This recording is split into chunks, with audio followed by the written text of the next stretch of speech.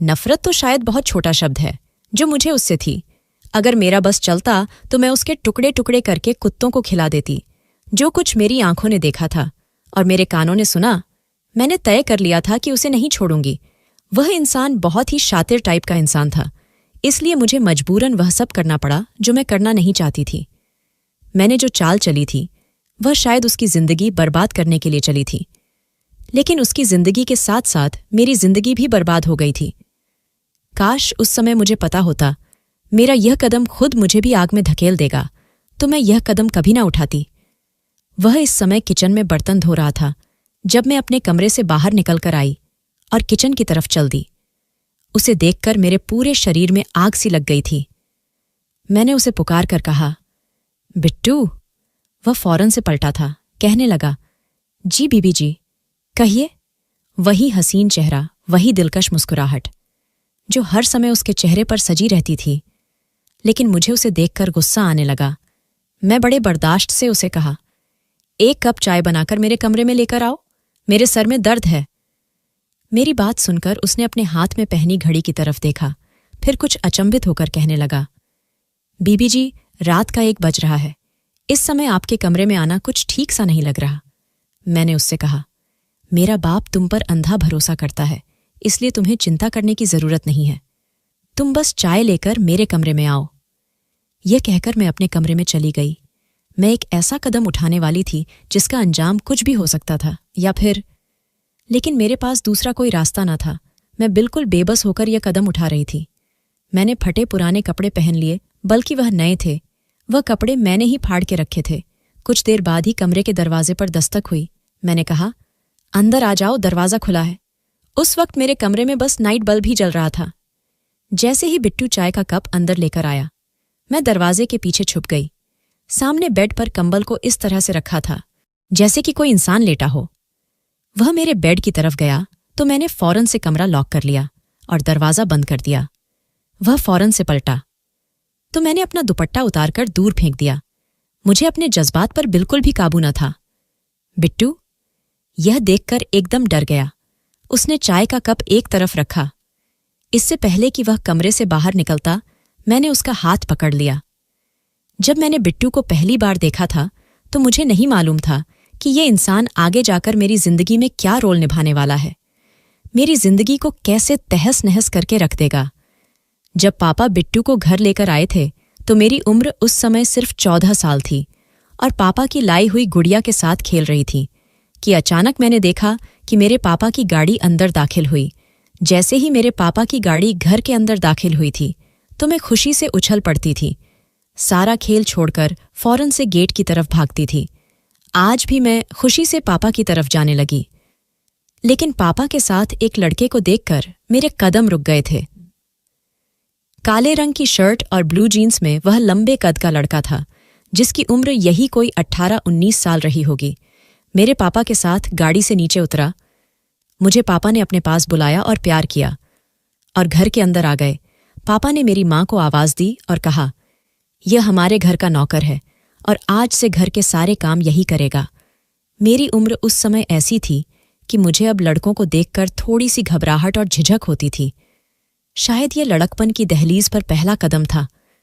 वह लड़का बेहद खूबसूरत था और कहीं से भी नौकर नहीं लग रहा था। उसने अपनी नजरें झुकाई हुई थीं। मैं कनखियों से उसे देख रही थी और अभी तक उसने मुझे नहीं देखा था, लेकिन मैं उसे देख ही जा रही थी।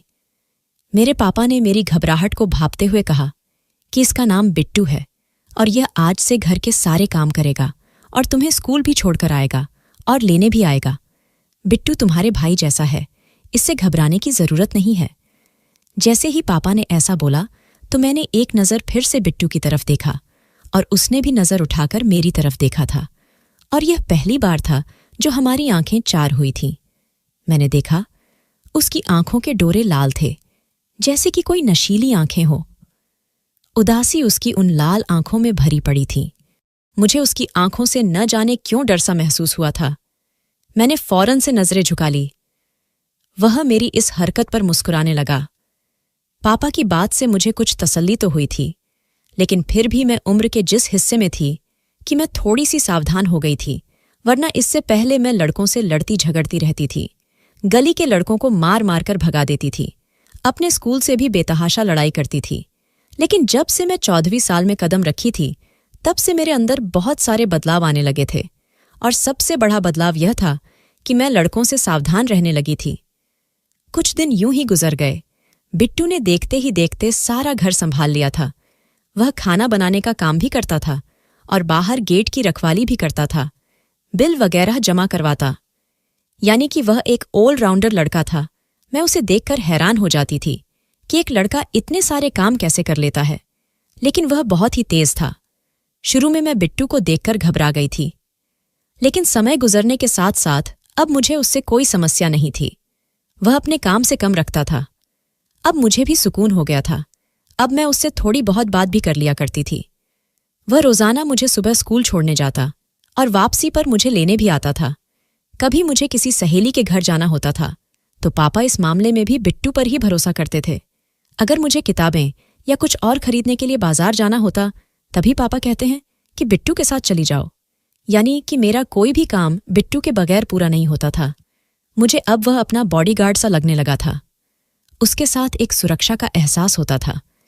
एक बार मैं स्कूल की छुट्टी के वक्त जैसे ही मेन गेट से बाहर आने लगी, मेरे पीछे खड़े लड़के ने मुझे धक्का दे दिया और खुद आगे बढ़ गया।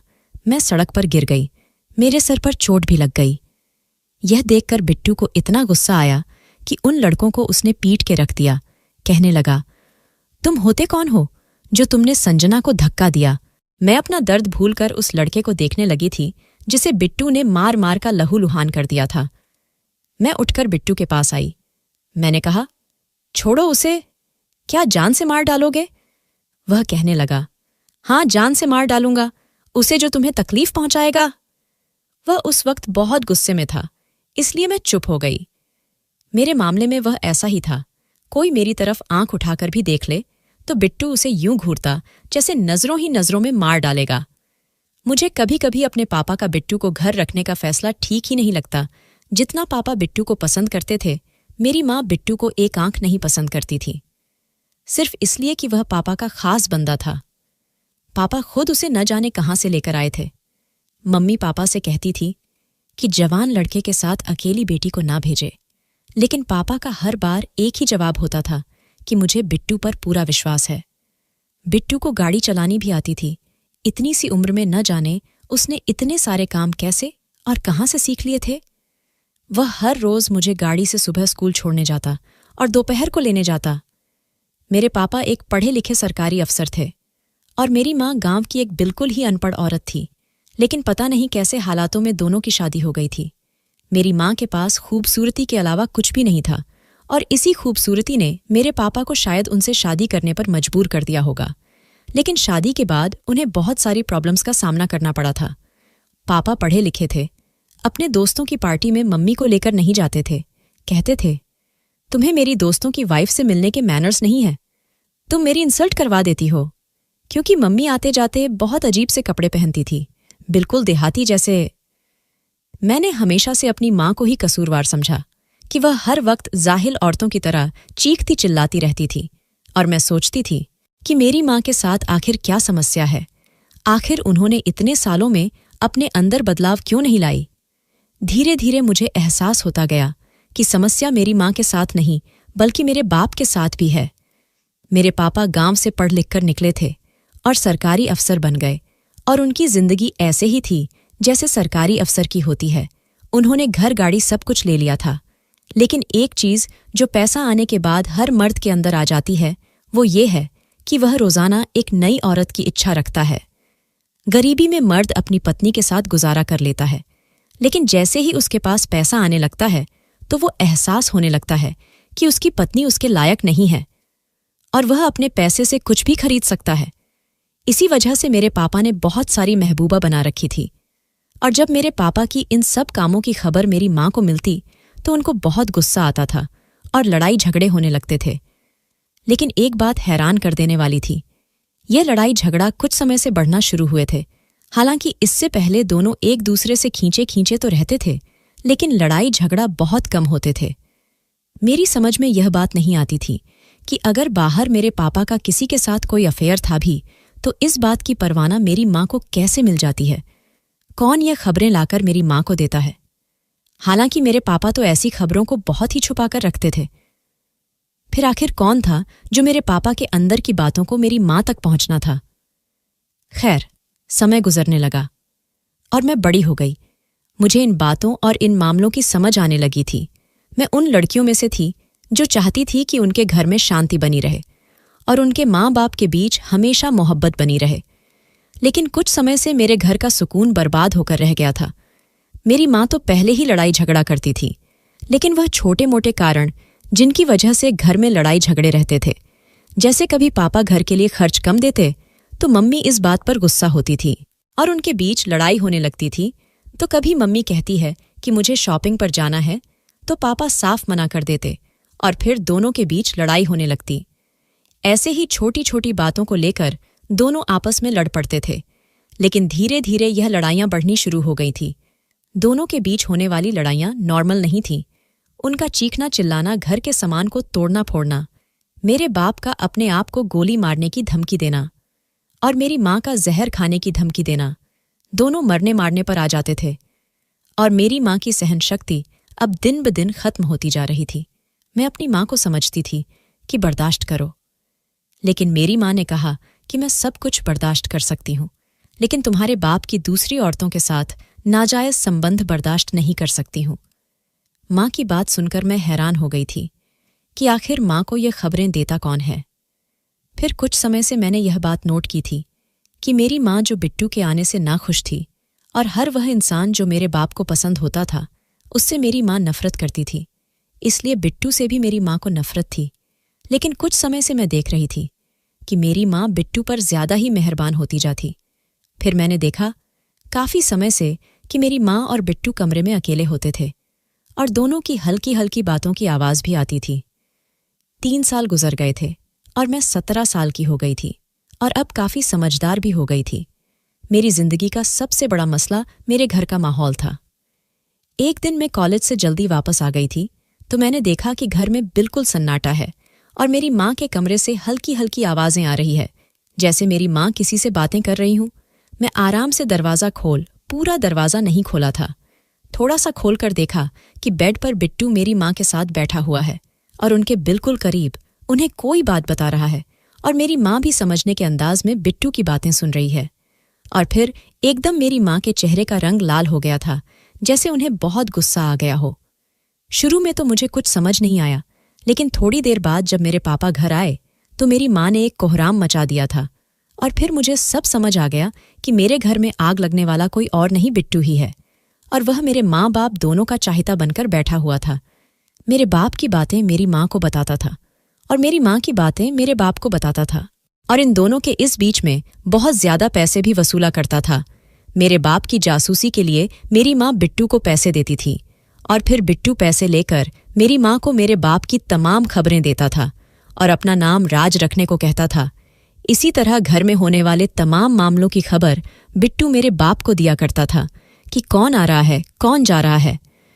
मेरे नानी नाना की तरफ के जो भी रिश्तेदार आते थे, मेरे पापा को वह लोग बिल्कुल भी पसंद नहीं थे और इसीलिए पापा की गैर मौजूदगी में वह लोग आया करते थे और यह सारी बातें बिट्टू मेरे बाप को बता रहा था और इसी वजह से दोनों के बीच झगड़ा दिन ब दिन बढ़ते जा रहे थे। तब मुझे अंदाजा हो गया कि मेरे घर में यह आग बिट्टू की लगाई हुई है।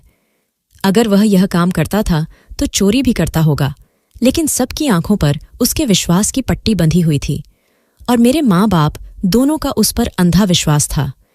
वह एक पक्का खिलाड़ी था और इस तरीके से खेल खेलता था कि किसी को उस पर जरा बराबर भी शक नहीं होता था। लेकिन मैं सब कुछ समझ गई थी और मुझे उसका पत्ता इस घर से कटवाना था, जो कि आसान नहीं था। सबसे पहले मैंने सोचा कि मैं बिट्टू से सीधी बात करती हूँ और उसे वार्निंग देती हूँ। अगर वह बाज आ गया तो ठीक है, वरना मुझे दूसरा रास्ता अपनाना पड़ेगा। लेकिन मुझे हर हाल में अपने घर को बचाना था। मेरा एक भाई था जो मुझसे छोटा था। 100 वह इन चीज़ों से दूर रहता था। उसकी अपनी एक अलग दुनिया थी। वह अपनी ही दुनिया में खुश था। लेकिन मैं इस घर की बेटी थी और मुझे इस घर की चिंता थी। एक दिन मैं बिट्टू के पास गई। वह किचन में खाना बना रहा था। मैं उसके सामने जाकर खड़ी हो गई तो वह इस तरह से मुझे देखकर चौंक गया। उसने हमेशा मुझे बच्चों की तरह ट्रीट किया था। कहने लगा, संजना देखो, मैं खाना बना रहा हूं और वही बनाऊंगा। जो तुम्हें खाना पसंद है, बस अलग से कोई फरमाइश मत करना मुझे। वह मुझे समझा रहा था। उसे लगा कि मैं उसे खाने की कोई नई फरमाइश करने आई हूं। वह मुझे बच्चों जैसा व्यवहार रखता था, लेकिन मैं बच्ची नहीं थी। मुझे किचन में देखकर उसने पूछा, तुम किचन में ययों आई हो? क्या तुम्हें किसी चीज की जरूरत है? वह बड़े प्यार से मुझसे पूछ रहा था। मैं उसकी आंखों में देखने लगी। वह मेरे इस तरह देखने पर गड़बड़ सा गया था। फौरन से नजरें बदलकर वह कटिंग बोर्ड पर सब्जी काटने लगा। मेरी मौजूदगी उसे उलझा रही थी और वह बार बार दरवाजे की तरफ भी देख रहा था कि कहीं मेरे पापा या मां ना आ जाए, क्योंकि मैं बिल्कुल उसके पास खड़ी थी। इतनी पास कि उसकी सांस लेने की सरसराहट मेरे कानों में साफ सुनाई दे रही थी। घबराहट की वजह से उसकी सांसें तेज होने लगी थी। वह जैसा भी था, लेकिन उसने गलत निगाह डालने की गलती कभी नहीं की थी, क्योंकि वह जानता था कि मुझ पर गलत निगाह डालने का मतलब था उसे नौकरी से हाथ धोना, और यहां जो ऐश व आराम की जिंदगी वह गुजर रहा था, ना सिर्फ यह उसे छिन जाएगा, बल्कि मेरे पापा उसे जान से भी मार देंगे। अगर उसने मेरे साथ कुछ भी गलत किया तो वह बहुत बड़ा खिलाड़ी था और गलती नहीं करता था, लेकिन मैं उससे भी बड़ी खिलाड़ी थी। वह तेज था, लेकिन मैं उसकी सोच से भी ज्यादा तेज थी। जब मैं काफी देर तक उसे देखती रही और उसके करीब से नहीं हटी, तो वह परेशान हो गया और बोला कि यहां से चली जाओ। अगर किसी चीज की जरूरत नहीं है तो तुम यहां क्यों खड़ी हो? मैंने कहा कि मेरे घर में आग मत लगाओ बिट्टू, वरना मैं तुम्हारी जिंदगी में आग लगा दूंगी। मेरी बात सुनकर उसके सब्जी काटते हाथ एक पल को रुक गए और उसने अजीब सी नजरों से मुझे देखा, जैसे हैरान हो गया हो। उसे लगा मुझे पता नहीं चलेगा कि वह क्या खेल खेल रहा है। पहले वह कुछ सोचने लगा और फिर कहने लगा, क्या बोल रही हो तुम? संजना, कौन सी आग लगाई है मैंने तुम्हारे घर में? वह मुझे बच्चों की तरह ट्रीट कर रहा था। वह मुझे शुरू से ही तुम कहकर पुकारता था, सब घर वालों की तरह। मैंने कहा कि तुम मेरे नौकर हो, तुम्हें इतना हक नहीं है कि मुझे मेरे नाम से पुकारो। कब मुझे मैडम या बीबी जी कहकर बुलाया करो। तुम नौकर हो और अपनी औकात में रहो। मुझे लग रहा है कि इस घर में अगर तुम अपनी औकात भूल गए हो तो मुझे तुम्हारी औकात तुम्हें दिखानी पड़ेगी। मेरी बातें उसे किसी आरी की तरह काट रही थीं। उसने मुझे बस एक नज़र उठाकर देखा और मैंने साफ महसूस किया कि उसकी आंखों में दर्द समय हुआ था। उसकी आंखों के कोने भी गीले थे, लेकिन मुझे फर्क नहीं पड़ता था। वह जो काम कर रहा था मेरे माँ बाप में लड़ाई करवाने का, वह मैं हरगिज बर्दाश्त नहीं कर सकती थी। उसने फिर मुझे वहां से जाने का कहा, लेकिन मैं टस से मस न हुई। जब उसने देखा कि मैं जाने को तैयार नहीं हूं, तो वह खुद वहां से जाने लगा। तो मैंने उसका रास्ता रोक लिया, उसके सामने आकर खड़ी हो गई। वह वापस अपनी जगह पर आया और गुस्से से सब्जी काटने लगा। अब वह बिल्कुल भी मेरी तरफ नहीं देख रहा था। ऐसा रिएक्ट कर रहा था जैसे उसने मुझे बिल्कुल ही इग्नोर कर दिया हो। वह मुझे पूरी तरह नजरअंदाज करके अपने काम में लग चुका था, लेकिन मैं इतनी आसानी से उसका पीछा छोड़ने वाली नहीं थी। मैं सीधा उसका गिरेबान पकड़ लिया और उसे कहा कि आज के बाद अगर मेरे माँ बाप के बीच कोई झगड़ा करवाया तो मुझसे बुरा कोई नहीं होगा। वह अपनी गिरेबान छुड़ाने की कोशिश कर रहा था और मैं छोड़ नहीं रही थी। इतने में उसका हाथ उठ गया। उसने अचानक ही मेरे मुंह पर थप्पड़ मार दिया। मेरे हाथ से उसका गिरेबान छूट गया था। मैंने गुस्से और अविश्वास से कहा, तुमने मुझे थप्पड़ मारा। मैंने हैरत से सवाल किया था। मैंने कहा, तुम्हारी हिम्मत कैसे हुई मुझ पर हाथ उठाने की? मैं उस पर सीख रही थी कि अचानक मेरी नज़र उसके हाथ पर गई। वह छुरी से अपना हाथ जख्मी कर चुका था। अपना वह हाथ जिससे उसने मुझे थप्पड़ मारा था, उसे जख्मी करके अब वह कटिंग बोर्ड की तरफ नजरें झुकाकर देख रहा था। मैं देखकर हैरान हो गई थी। यह कैसा इंसान था और उसके दिमाग में आखिर चल क्या रहा था? उसके हाथ से खून बहने लगा था और अभी तक छुरी पर उसकी पकड़ मजबूत थी।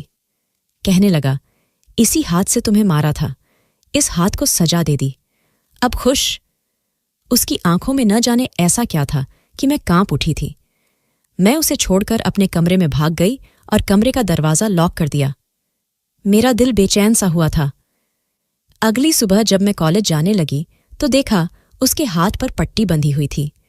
वह रोज मुझे गाड़ी से कॉलेज छोड़ने जाता था। मैंने उसके हाथ की तरफ देखते हुए कहा, कि इंसान ऐसा काम ही ना करे, इसके बाद उसे पछताना पड़े। मेरी बात पर उसने कुछ नहीं कहा और कार का दरवाज़ा खोल दिया। काफी दिन तक खामोशी रही। मुझे लगा वह सुधर गया है, क्योंकि घर में अब शांति थी। काफी दिन से मेरे माँ बाप के बीच भी कोई झगड़ा नहीं हुआ था। सब ठीक जा रहा था। लेकिन एक दिन अचानक बहुत बड़ा झगड़ा हुआ। पापा ने मेरी माँ को तलाक की धमकी दे दी और घर से इस समय निकल जाने के लिए कह दिया। तभी मैंने उनके सामने हाथ जोड़ दिए और रोने लगी कि भगवान के लिए अपनी लड़ाई खत्म कर दें, वरना मैं खुद को नुकसान पहुंचा लूंगी। मेरे आंसू देखकर मेरे पापा का दिल नरम हो गया, क्योंकि मैं उनकी सबसे बड़ी कमजोरी थी। वह मुझे उदास भी नहीं देख सकते थे। फिर काफी दिन तो जैसे घर को सांप सूख गया हो। मैं अपनी माँ से वजह पूछी इस लड़ाई की, तो एक बार फिर से मुजरिम बिट्टू ही निकला। बिट्टू ने मेरी माँ को बताया कि मेरे बाप ने एक तवायफ से शादी कर ली है। उधर पापा का कहना था कि यह सब झूठ है। हाँ, यह बात सच है कि मैं बाहर 1-2 अफेयर चला लेता हूं, लेकिन नौबत शादी तक नहीं पहुंची है। मैं समझ गई यह आग भी बिट्टू की लगाई हुई थी, यानी कि वह मेरे वार्निंग देने के बाद भी नहीं सुधरा था। कहते हैं चोर चोरी से जाए, लेकिन हेरा फेरी से नहीं जाता। मेरा जी चाहा बिट्टू को जान से मार डालूंगी। कुछ पैसों के लिए वह मेरी माँ बाप की जिंदगी किस मोड़ पर ले आया था। वह इंसान ड्रामेबाज था, झूठा था। बिट्टू पर मेरी धमकी का कोई असर नहीं हुआ था। उसे लगा मैं एक कमजोर सी लड़की हूं, उसका कुछ नहीं बिगाड़ सकती। लेकिन मैं उसके साथ अब क्या करने वाली थी, वह सोच भी नहीं सकता था। मैंने गुस्से में आकर अपने दिमाग में एक ऐसा प्लान तैयार किया कि उसे पूरा करने के बाद बिट्टू का पत्ता पूरी तौर पर इस घर से काटने वाला था। लेकिन शायद मैं भूल गई थी कि इस कदम से मेरी जिंदगी की रौनकें भी खत्म हो जाएंगी। कुछ दिन में सब रूटीन पर आ गया था। इससे पहले कि कुछ और बड़ा होता, अब मुझे जल्दी ही अपना काम कर देना था। ऐसे ही एक रात थी, रात के 1 बज रहे थे। मेरे मम्मी पापा अपने कमरे में थे और बिट्टू किचन में रात के खाने के बर्तन धो रहा था। मैं उसके पास गई और बोली कि मेरे सर में दर्द हो रहा है, मुझे अच्छी सी चाय बना दो। सर्दियों की रातें थीं और मैं अक्सर उसे चाय का कहती रहती थी, इसलिए वह बिना कुछ कहे मेरे लिए चाय बनाने की इरादे से किचन में आ गया। मैं खामोशी से अपने कमरे में आ गई और बिट्टू का इंतजार करने लगी। मैं घड़ी की तरफ देख रही थी। घड़ी में रात का 1:15 बज रही थी। आज की रात बिट्टू की इस घर में आखिरी रात साबित होने वाली थी। हर तरफ खामोशी थी। थोड़ी ही देर में बिट्टू मेरे कमरे में चाय लेकर आने वाला था। मैंने तुरंत अपने फटे हुए कपड़े पहन लिए। जैसे ही वह आया, मैं बिजली की तेजी से उठी और कमरे के दरवाजे को कुंडी लगा दी और उसके सीने से लग गई और जोरदार चीख मारी और चीखते हुए कहने लगी, पापा मुझे बचाएं, मुझे बचा ले। ये इंसान मुझे, बिट्टू मत करो, यह सब गलत है। मेरी बात यहीं तक पहुंची थी कि बिट्टू बुरी तरह बदहवास हुआ था। उसने मेरे मुंह पर हाथ रखकर मेरी चीख दबानी चाही, लेकिन मेरी चीखों को सुनकर मेरे माँ बाप भागते हुए मेरे कमरे तक आए थे। लेकिन मैं खुद दरवाजे को कुंडी लगा रही थी। सब कुछ वैसा ही हो रहा था जैसा मैंने सोचा था। सब इतना अचानक हुआ कि बिट्टू को कुछ भी समझ नहीं आया कि मैं क्यों चीख रही हूं।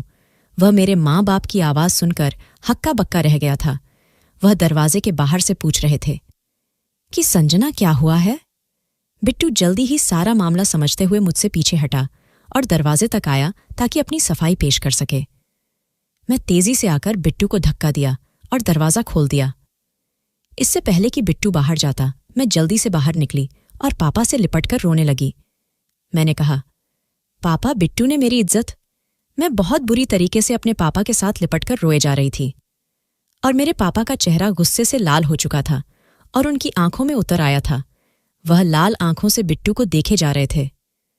बिट्टू कहने लगा, नहीं मालिक, मैंने संजना के साथ ऐसा कुछ भी नहीं किया है। मैं तो ऐसा कुछ करने के बारे में सोच भी नहीं सकता। ये झूठ बोल रही है। पापा ने मुझे अपने आप से अलग किया और बिट्टू को गिरेवान से पकड़ नीचे गिराया और फिर लातों गुस्सों से उसे मारने लगे। पापा बिट्टू से कहते जा रहे थे, तुम्हारी हिम्मत कैसे हुई मेरी बेटी को हाथ लगाने की। बिट्टू ने कहा कि मेरा कोई दोस्त नहीं, आपकी बेटी ने खुद मुझे कमरे में बुलाया था। बिट्टू की बात सुनकर मेरे पापा ने और जोर से उसे मारना शुरू कर दिया और बोलते जा रहे थे कि मेरी बेटी तुझे बुलाएगी। नमक हराम, मेरी बेटी पर इल्जाम लगाता है। मेरी बेटी तुझे कमरे में बुलाएगी। पापा एक ही शब्द बोले जा रहे थे। फिर पापा ने पुलिस को फोन किया और मम्मी से कहने लगे कि पुलिस के सामने बयान देना कि यह मेरे घर पर काम करता था, लेकिन आज की रात यह सोना और कुछ पैसे चुराकर फरार हो रहा था, तो रंगे हाथों पकड़ा गया है। फिर मेरे पापा ने मेरी माँ से कहा कि एक थैली में जितने भी पैसे और सोना है वह डालकर ले आओ, ताकि पुलिस को विश्वास हो जाए और संजना की बदनामी ना हो। मेरी माँ ने वैसा ही किया। पुलिस वालों का नाम सुनकर बिट्टू घबरा गया। उसने कहा कि साहब, मुझे जितनी सजा देनी है दे दो, लेकिन मुझे पुलिस के हवाले मत करो। पापा ने कहा कि तुम्हें पुलिस के हवाले करना ही ठीक रहेगा। जब वह तुम्हारी अच्छे से खातिरदारी करेगी तब तुम्हारी अकल ठिकाने आएगी। दिल तो कर रहा है तुम्हारी जान ले लूं और तुम्हारी लाश कुत्तों के सामने फेंक दूं। यह कहकर पापा ने एक और लात बिट्टू के मुंह पर मारी थी। वह दूर जाकर गिरा था। थोड़ी देर में पुलिस आ गई और पापा ने बिट्टू को पुलिस के हवाले कर दिया, और यह मंजर मेरे लिए बहुत ही खुशी भरा था। पुलिस उसके हाथों में हथकड़ियां डालकर उसे ले जा रही थी। उसने अजीब सी नजरों से मुझे देखा। उसकी आंखों से आंसू बह रहे थे। जब तक वह पुलिस की जीप में बैठ नहीं गया, मुझे ही देखे जा रहा था, और मैं बहुत खुश थी कि मैंने बिट्टू को हरा दिया था। लेकिन यह मेरी गलतफहमी थी। अभी एक और काली रात भी आने वाली थी, जो बिट्टू को इस घर में गुजारनी थी। बिट्टू के जाने के बाद मेरे घर में सुकून हो गया था, और मैं बहुत खुश थी कि बिट्टू का पत्ता कट गया है, और 2 साल इतने सुकून से गुजरे कि जिसका कोई जवाब नहीं था। मुझे नहीं पता था बिट्टू के साथ क्या हुआ जेल में, लेकिन इतना पता था कि मेरे पापा के कहने पर उसके साथ बहुत बुरा हुआ था। इस बार मेरे पापा ने किसी मर्द को घर में नौकर रखने की गलती नहीं की थी। वह एक औरत को लेकर आए थे जो घर का सारा काम करती थी, और फिर मेरे माँ बाप के बीच भी संबंध अच्छे हो गए थे। हर तरफ चैन ही चैन दिख रहा था। मेरी उम्र अब 19 साल हो गई थी, और पापा ने फैसला किया कि वह जल्दी ही मेरी शादी कर देंगे, और इस मकसद के लिए उन्होंने मेरे लिए रिश्ते ढूंढने भी शुरू कर दिए थे। मैं इतनी जल्दी शादी नहीं करना चाहती थी। अपनी पढ़ाई पूरी करके फिर शादी करना चाहती थी। लेकिन जो कुछ भी हुआ, उसके बाद मेरे पापा के दिल में एक डर सा बैठ गया था, इसलिए वह जल्द से जल्द मेरी शादी कर देना चाहते थे। सब कुछ ठीक चल रहा था, और उधर मेरे लिए बहुत अच्छा रिश्ता मेरे पापा को मिल भी गया था। लड़का बहुत ही अच्छी पोस्ट पर था, और देखने का भी अच्छा था। सब कुछ ठीक जा रहा था कि मेरी जिंदगी में एक ऐसा तूफान आ गया जिसने मेरा सब कुछ तहस नहस करके रख दिया। मेरी शादी की जोरों शोर से तैयारी शुरू हो गई थी, और रोजाना मेरी माँ शॉपिंग पर निकल जाती थी। कभी मैं उनके साथ जाया करती थी, और कभी मेरा दिल नहीं चाहता तो मैं नहीं जाती थी। एक ऐसी ही रात थी जब मेरी माँ शॉपिंग के लिए निकल पड़ी, और मेरे पापा शहर से दूर किसी काम के लिए गए थे, और मैं घर पर बिल्कुल अकेली थी। मेरे साथ वही नौकरानी थी जिसको मेरे पापा कुछ साल पहले लेकर आए थे। मेरे माँ बाप जब भी घर से बाहर जाते थे तो नौकरानी को मेरे साथ छोड़कर जाते थे, और मुझे भी उस नौकरानी के साथ सुरक्षा का एहसास होता था, क्योंकि वह एक उम्र दराज औरत थी और काफ़ी अच्छी थी। उस रात मेरी नौकरानी ने कहा कि उनकी तबीयत कुछ ठीक नहीं है, वह अपने क्वार्टर में सोने के लिए जा रही है। तो मैं उनसे कहा, ठीक है, आप चली जाए, मैं खाना खुद ही बनाकर खा लूंगी। कोई प्रॉब्लम नहीं है। मैं किचन में आ गई। खाना बनाने के लिए? मैं खाना बनाने लगी और सोचती जा रही थी कि अब मेरा इस घर में बहुत कम समय बच गया है, और यही सोचकर मेरी आंखों में आंसू आ रहे थे। अचानक मुझे एहसास हुआ कि घर में कोई दाखिल हुआ। मुझे महसूस हुआ कि कोई खिड़की से अंदर आया है। इससे पहले कि मैं कुछ सोचती, अचानक से किचन का पिछला वाला दरवाज़ा खुला, और मैंने देखा कि बिट्टू वहां से दाखिल हो रहा है। मैंने उसकी तरफ देखा, और डर की एक लहर मेरी रीढ़ की हड्डी में दौड़ गई थी। एक पल भी मुझे समझने में नहीं लगी कि वह मुझसे बदला लेने आया है। मुझे तो लग रहा था कि वह अभी तक जेल में है। वह जेल से कब और कैसे निकला, ये मुझे नहीं मालूम था। शायद मेरे पापा को भी मालूम नहीं था कि वह जेल से छूट चुका है। मैं उसे देखते ही एकदम अपने कमरे की तरह भागी, और वह भी मेरे पीछे भागने लगा। मैंने बड़ी मुश्किल से दरवाज़ा बंद करना चाहा, लेकिन उसने दरवाजे को धक्का दिया और मेरे कमरे के अंदर आ गया। उसने दरवाजे को कुंडी लगा दी और मुझे अजीब सी नज़रों से देखने लगा और मेरी तरफ कदम बढ़ाने लगा। मैंने उसे कहा कि खबरदार, जो तुमने मुझे हाथ भी लगाया तो। उसने मुझसे कहा, क्यों ना हाथ लगाऊं तुम्हें? मैंने तो तुम्हारी पहले ही इज्जत बर्बाद कर दी थी ना। अब क्यों दूर भाग रही हो?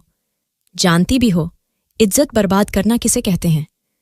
तुम्हारी वजह से पुलिस ने मेरे शरीर का कोई ऐसा हिस्सा नहीं छोड़ा है जहां जख्मों के निशान ना हो। तुम्हारी वजह से पुलिस ने मेरी ऐसी हालत की है कि मैं उठने और चलने फिरने के भी काबिल नहीं रहा। तुम्हारी वजह से मेरी मां। इतना कहते कहते उसकी आंखों से आंसू बहने लगे, जिन्हें उसने बेदर्दी से साफ कर लिया। काफी समय तक तुम्हारी वजह से मेरा रोजगार भी चला गया। तुम्हारी वजह से मेरी पूरी जिंदगी बर्बाद हो गई और मैं मुजरिमों की लिस्ट में शामिल हो गया। मैं ना ही तो इतना खतरनाक मुजरिम था और ना ही बनना चाहता था, लेकिन तुमने मुझे क्या से क्या बना दिया। मेरी छोटी सी गलती की मुझे इतनी बड़ी सजा दे दी और मैं एक पेशेवर मुजरिम बन गया। और अब वही मुजरिम तुम्हारे सामने है। तुम मेरी कसूरवार हो। एक बार भी तुमने मुझे यह नहीं पूछा कि मैं तुम्हारे माँ बाप के साथ जो किया वह आखिर क्यों किया। एक बार मुझसे पूछती तो तुम्हें सच बता देता। तुम नहीं जानती तुम्हारी वजह से मैंने क्या क्या खो दिया है, लेकिन मैं तुम्हें छोड़ूंगा नहीं। जिस बात का ख्याल भी मुझे पाप लगता था, तुमने उसी का मुझ पर इल्जाम लगाया था, लेकिन आज मैं तुम्हारे साथ वह सब कुछ करूंगा जिसका तुमने मेरे ऊपर इल्जाम लगाया था। ऐसा कहते हुए उसने मेरे कंधों से मेरा दुपट्टा खींचकर फेंक दिया और मुझे पर धक्का दे दिया। मैं रोने लगी, उसके हाथ जोड़कर विनती करने लगी, कहने लगी, भगवान के लिए मेरे साथ ऐसा मत करो, कुछ ही दिन बाद मेरी शादी है। यह सुनना था। वह तो जैसे पागल सा हो गया था। उसने कहा, तुम शादी करके आबाद होना चाहती हो और मुझे तुमने बर्बाद कर दिया है, लेकिन मैं तुम्हें भी आबाद नहीं होने दूंगा। यह कहकर उसने मुझसे उस रात का बदला ले लिया था और फिर वहां से चला गया। मेरी मां शॉपिंग के बाद अपने भाई के घर चली गई थी, इसलिए उन्हें वापस आने में देर कर दी। मैं तबाह बर्बाद हो चुकी थी। वह मेरी पूरी दुनिया उजड़कर वहां से चला गया था।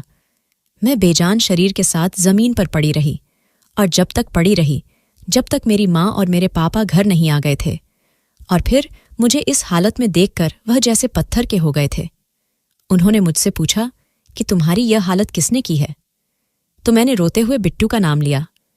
यह सुनकर मेरे पापा को सदमा लगा और मेरी मां चीखे मारकर रोने लगी। यह था एक शैतान लड़के को अपने घर में लाने का अंजाम। जिस घर में जवान बेटियों हो उस घर में मर्द नौकर रखना ही नहीं चाहिए, लेकिन मेरे माँ पापा की आंखों पर तो बिट्टू के यकीनी की पट्टी बंधी हुई थी। और मेरे पापा और माँ जो उस इंसान की बातों में आकर अपना सब कुछ तबाह कर चुके थे, घर का सुकून तो वैसे ही बर्बाद हो गया था। वही इंसान जिसे घर की रखवाली के लिए वह लोग रखे थे, वही उनकी इज्जत का लुटेरा निकला और उनके घर के सुकून के साथ साथ उनकी इज्जत को भी खराब कर गया। काफी दिनों तक मेरे माँ बाप को इस बात का सदमा था और वह सोच रहे थे कि आखिर बिट्टू जेल से बाहर आया कैसे। मेरी शादी के दिन करीब आ रहे थे और मेरे माँ बाप के चेहरे ऐसे थे जैसे उन पर कोई साया हो गया हो। मैं भी अपने कमरे में पड़ी रहा करती थी, ना कुछ खा रही थी ना पी रही थी। और मेरी माँ को इतना सदमा लगा कि वह मेरा ख्याल भी नहीं रख पा रही थी। मेरी माँ खुद अपना सर बंधे अपने कमरे में पड़ी रहती, और इस हालत में उस बूढ़ी नौकरानी जिनका नाम सरला था और हम उसे सरला मौसी कहते थे, उन्होंने सारे घर को संभाला हुआ था। उसी ने मेरी माँ को हौसला दिया और मेरे माँ बाप को यह सलाह दी कि इस बात को राज रखें और खामोशी से बेटी को विदा कर दें। सरला मौसी ने हमारे साथ बहुत भलाई की। अगर वह औरत ना होती तो हम तीनों को कोई हौसला ना देने वाला था, लेकिन वह बहुत तजुर्बेकर थी और उसने मेरी माँ को भी संभाला और मेरे पापा को भी हौसला दिया और मुझे भी कहा कि इस सदमे से बाहर निकालो, वरना फिर बहुत बदनामी होगी। अब जबकि शादी होने वाली है तो बेहतर है इस बात को राज रखा जाए। मेरे माँ बाप ने मुझसे कहा कि तुम कुछ भी किसी से नहीं कहोगी और खामोशी से शादी कर लोगी और यह राज कभी नहीं खुलेगा। बेहतर यही है कि तुम्हारी इज्जत से शादी हो जाए। लेकिन ऐसा कैसे मुमकिन था?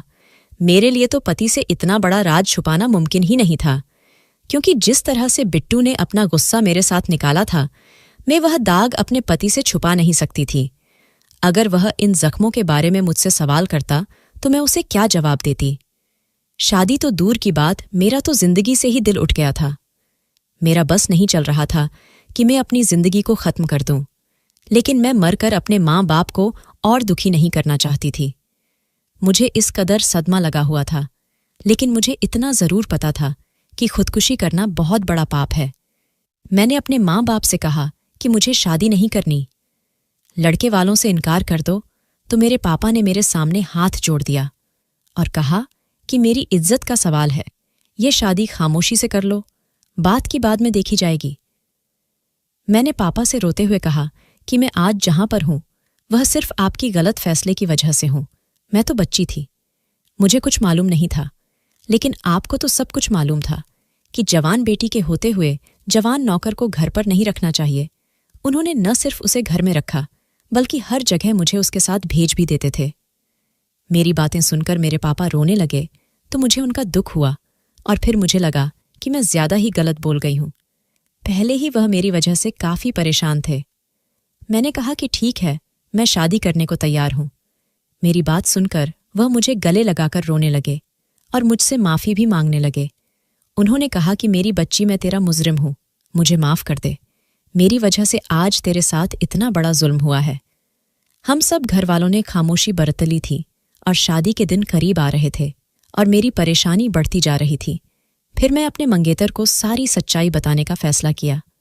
मैंने सोचा मुझे अपने होने वाले पति के साथ धोखा नहीं करना चाहिए, इसलिए मैंने उसे मिलने के लिए बुलाया। वह मुझसे मिलने मेरे घर आया। उसने मुझसे पूछा कि तुमने मुझे चोरी छुपे क्यों मिलने के लिए बुलाया है।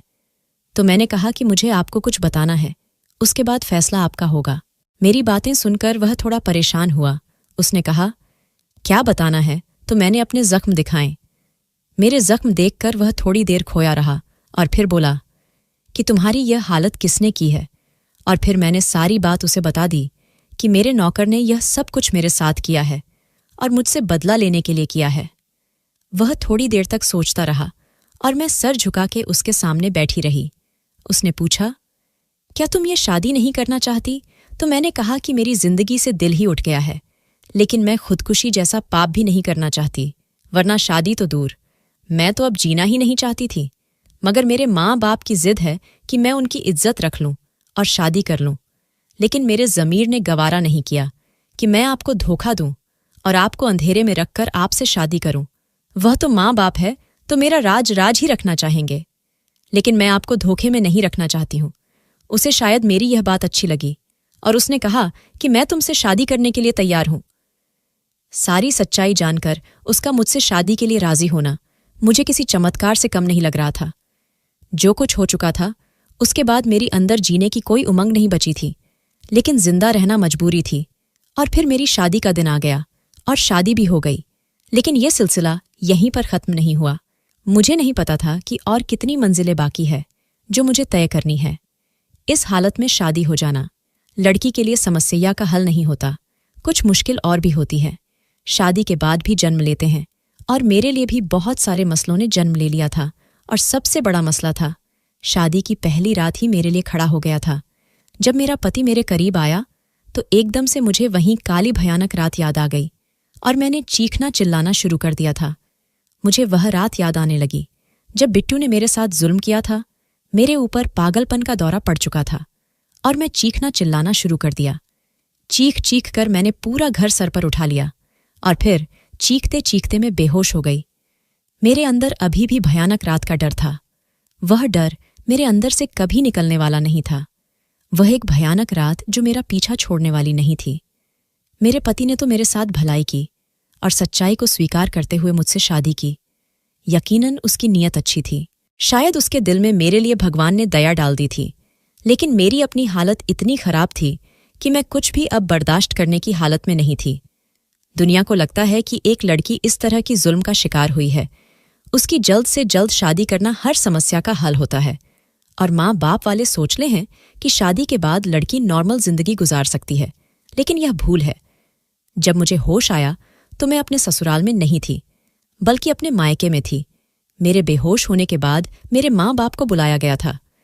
मेरी सास ने मेरे माँ बाप से कहा कि तुम लोगों ने अपनी पागल बेटी को मेरे बेटे के साथ बांध दिया है। तुम्हारी बेटी पागल है और उसे पागलपन के दौरे पड़ते हैं। ये तमाम बातें सुनकर मेरा पति भी खामोश रहा। उसके पास भी बोलने के लिए कुछ नहीं था। मेरी सास मुझे पागल कह रही थी और वह बिल्कुल ठीक ही कह रही थी। मैं पागल ही तो हो चुकी थी। मुझे मेरी सास ने तलाक करवा दी। मेरे माँ बाप मेरा गम बर्दाश्त ना कर सके और एक एक करके दोनों ही इस दुनिया से चले गए थे। मैं अकेली तन्हा रह गई थी। 5 साल बीत गए थे। मैं स्कूल में टीचर की नौकरी करने लगी थी, अपना दिल बहलाने के लिए। अपने छोटे भाई को पढ़ने के लिए मैंने बोर्डिंग स्कूल में डाल दिया था, क्योंकि घर में उसके ऊपर कोई समय देने वाला नहीं था और वह डिप्रेशन का शिकार होने लगा था। जब एक बार छुट्टी के समय मैंने देखा कि मेरे स्कूल में पढ़ने वाली बच्ची को लेने आने वाला उसका नौकर कोई और नहीं बल्कि बिट्टू था, उसे देखकर मेरा जी चाहा उसे जान से मार डालूं। वह भी मुझे देख के चुप था। मैं नफरत से अपना मुंह फेर लिया। मैं उसकी शक्ल भी देखना नहीं चाहती थी। मैं घर चली गई, लेकिन मैं अंदर से बुरी तरह टूट चुकी थी। अपने अंदर उठने वाले गुस्से पर काबू पाने लगी। जब शाम के समय दरवाजे पर दस्तक हुई, मैं उस समय हॉल में बैठी चाय पी रही थी। सरला मौसी अंदर काम कर रही थी। मैंने ही उठकर दरवाज़ा खोला तो सामने बिट्टू को देखकर मेरी आंखें नफरत से लाल हुई थीं। बिट्टू कहने लगा, मुझे सजा दो संजना, मैंने तुम्हारे साथ बहुत बुरा किया है, लेकिन तब से मैं भी सुकून में नहीं रहा हूं। बहुत बार चाहा कि तुमसे माफ़ी मांग लूं, लेकिन हिम्मत नहीं हुई। मैंने गुस्से से कहा कि निकल जाओ यहां से। वह कहने लगा, एक बार मेरी बात सुन लो, मैं कोई झूठी कहानी नहीं सुनाऊंगा। फिर वो कहने लगा, मेरी माँ कैंसर की मरीज थी और उनके इलाज के लिए मुझे बहुत ज़्यादा पैसे चाहिए थे, जो मेरी तनख्वाह से बहुत नहीं होता। मुझे अपनी माँ से बहुत मोहब्बत थी। मैं उन्हें खोना नहीं चाहता था। उनके अलावा मेरा इस दुनिया में कोई नहीं था। पापा तो मेरे बचपन में ही मुझे छोड़कर चले गए थे। मेरी माँ ने मुझे माँ और बाप बनकर पाला था। मैं उन्हें हर हाल में बचाना चाहता था, और चाहे इसके लिए मुझे कुछ भी करना पड़ता। उसे दिन मैं हॉस्पिटल के बाहर बैठा रो रहा था, जब तुम्हारे पापा मेरे सामने से गुजरे थे।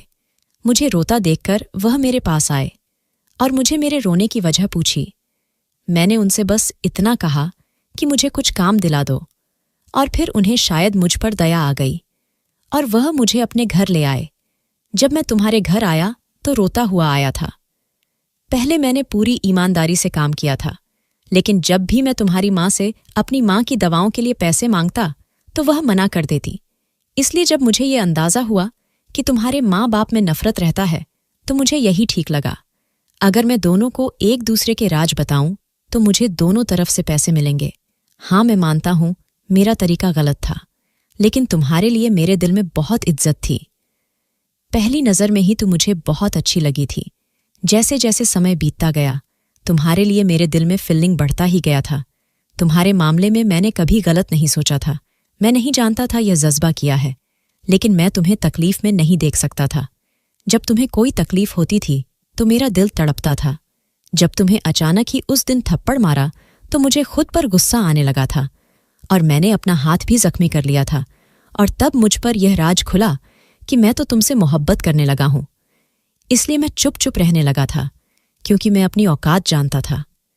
लेकिन इस समय मेरी माँ की तबीयत बहुत ज्यादा बिगड़ गई। मुझे पैसों की जरूरत थी, इसलिए मैंने फिर से झूठी बातों का सहारा लिया। मैं तुम्हारी माँ से कहा कि मैं मालिक का एक ऐसा राज बताऊंगा जो आपके लिए जानना बहुत जरूरी है, लेकिन इसके बदले में मुझे 2 लाख चाहिए। तुम्हारी माँ इस बात के लिए मान गई थी, लेकिन इस बार बात तलाक तक जा पहुंची थी। मगर मैंने सोच लिया था कि आगे से ऐसा नहीं करूंगा। लेकिन जो कुछ तुमने मेरे साथ किया, मुझे वह सब बर्दाश्त नहीं हुआ। मेरी माँ मेरे जेल जाने के बाद मर गई। वह अस्पताल में लावारिसों की तरह पड़ी रही, और फिर किसी ने लावारिस लाश समझकर अंतिम संस्कार कर दिया था। मैं अपनी माँ को अपने हाथों से अग्नि भी नहीं दे सका था, पर इसलिए जब मैं जेल से रिहा हुआ तो यह खबर सुनने को मिली कि मेरी माँ दुनिया से चली गई है, तो मैं एकदम गुस्से से पागल सा हो गया था और उसी गुस्से की आग में तुमसे बदला लेने पहुंच गया। जो कुछ भी उस समय हुआ, मैं गुस्से में अंधा हो चुका था। लेकिन घर वापस जाकर मुझे जब अपनी गलती का एहसास हुआ तो मैं खुद को बहुत चोट पहुंचाया था। खुद को इस बात के लिए सजा दी कि मैं उस लड़की को तकलीफ पहुंचाई जिसकी जरा सी तकलीफ मुझे सहन नहीं होती थी। कई दिन घर से बाहर नहीं निकला था। तुम्हारी शादी और बर्बादी की खबर सुनकर मुझे अपने आप पर और भी बुरा लगने लगा। मैं रोज दूसरों की जाने वाली तकलीफ को सोचकर मरता हूं। मुझे चैन नहीं मिलता। मैं कई सालों से सो नहीं पाया। मेरे कानों में तुम्हारी सिसकियां गूंजती हैं।